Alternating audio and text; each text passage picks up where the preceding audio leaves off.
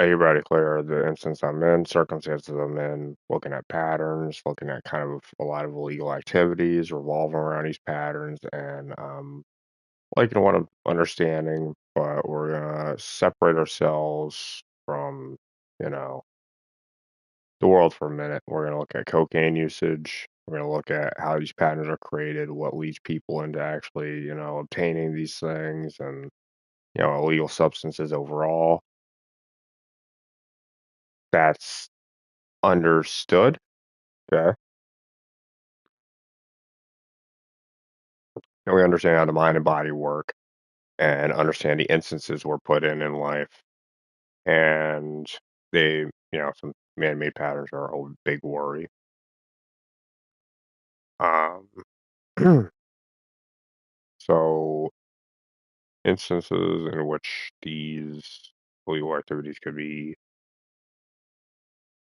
I mean, you got to kind of set it up the right way.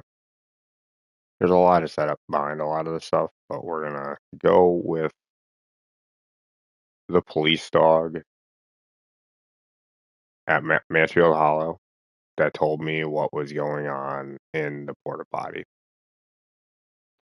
The only reason why he talked to me is because he knew me. He knew what my car looked like. He knew who I was, and that's the only reason why he came to me.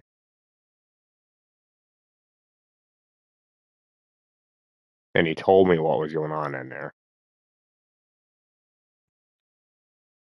And yeah, the mimicry was a very big thing. But here are the instances in which, provided the understanding, the recreation of illegal events around illegal events, and then stories and how things are told and explained and things like that, so on and so forth. Couple scenarios where rape and cocaine could have been an instance, but it gets very technical because of the instance in which you put yourself in a position that way or like that, and technology is defective. You might not end up with the right guy. That is a granted possibility. So you think this, you think that, you think the next thing. You may not end up with the right guy.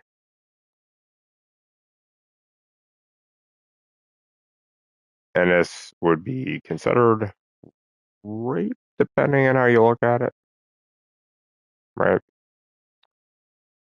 And the thing is the pattern is through thought alone and who you thought it was and what it wasn't. It's mimicking a delusion in order to create a selling point for the drug itself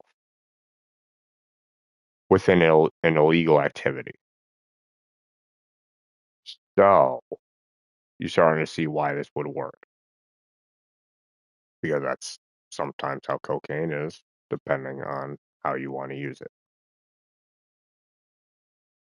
All right.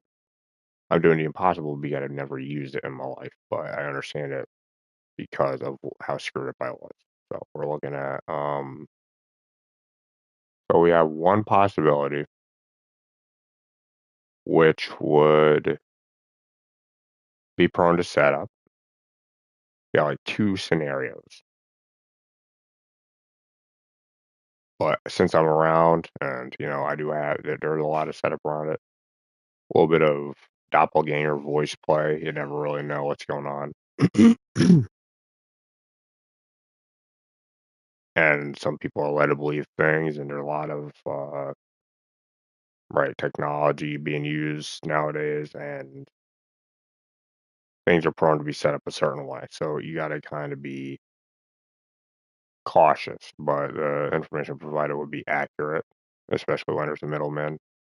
Um, and within, not really military expertise, but you see where military and special forces or whatever would step in. It would become federal if you're starting to see the point, but then you see the point and how cases are handled and situations are being played out here. But to confirm my innocence and what I think could potentially have happened when faced with maybe two scenarios,